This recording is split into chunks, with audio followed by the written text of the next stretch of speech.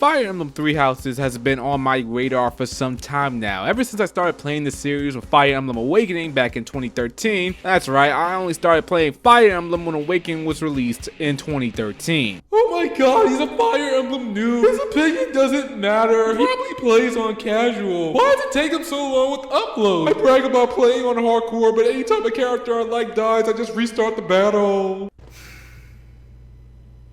Are you guys done? Are you done or are you finished? Can I get back to my video, please? Thank you. Jesus. Anyway, yeah, I've only started with Awakening, and I've been interested in this series ever since. I played Fire Emblem Fates and was a little bit lukewarm with it. Didn't like the fact that they split up the games, thus, in my opinion, locking the true ending behind a paywall. Still to this day, have not paid for Revelations. But overall, I deem Fire Emblem Fates to be a good game. The gameplay saves it at the end of the day, but let's not talk about the changes that was made when it was released in the West, because,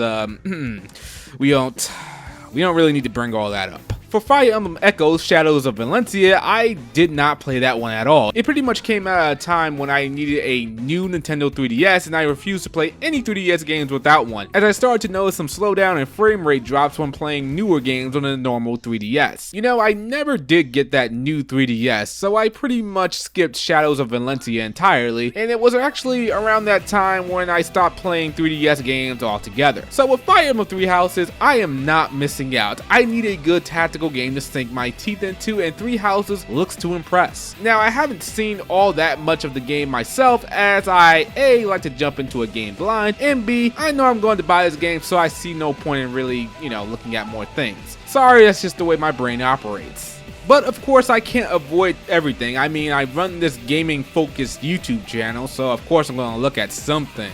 So I know the game is going to have you picking between three houses to teach students the art of war. I decided to go with Team Black Eagle because I can only go by face value. As I said before, I don't like to look at anything before I play a game I know I'm going to play. But yeah, also Petra is the only character in the entire game that I actually care about. So yeah, call me petty if you want. Anyway, I also heard that there's going to be a time skip, so I'm hoping that's done correctly and that there are no child units. Kind of disappointing, as hooking up characters with each other was one of the unique and fun aspects of Awakening and Fates, and I really loved it. It also made a bunch of sense in Awakening, unlike how it was in Fates, where the children were just neglected by their parents and just thrown into the hyperbolic time chamber so we can use them for battle later.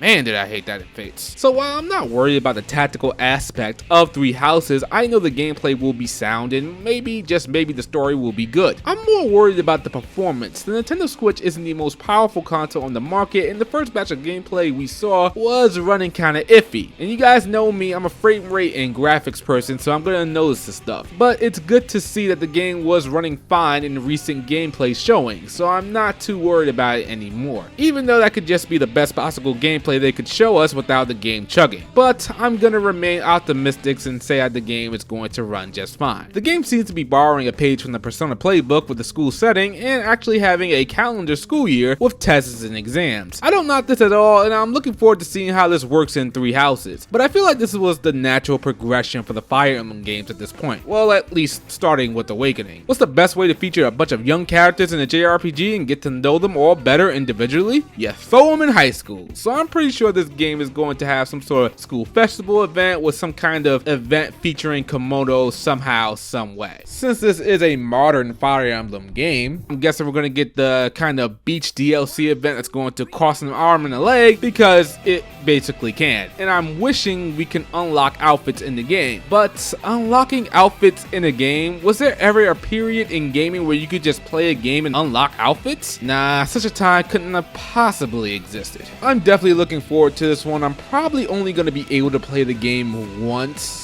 with the Black Eagle storyline. I don't know if I'll be able to play the other houses, as I need to play other games because a certain game is coming out soon that I need to play the rest of the game to fully appreciate the third game coming out in October. So let me ask you guys some questions. Which house are you going to align yourself with? Are you going to eventually play all three houses? And what is the Metacritic score that you predict for Fire Emblem Three Houses come, I guess, 2 weeks after its initial release? I'm guessing around a 85 to an 89. If the performance is good enough, maybe low 90s. And with that, I got some other videos I need to be working on right now, so I will see you guys next time. Remember to like this video if you enjoy it, and of course subscribe if you are new to the channel. I'll see you all the day Fire Emblem Three Houses releases, probably during a live stream. I don't know. Don't hold me to it, because it might happen, it might not happen. I don't know. We'll just see how it feels on the type of day. Anyway, I'll see you guys later. Peace.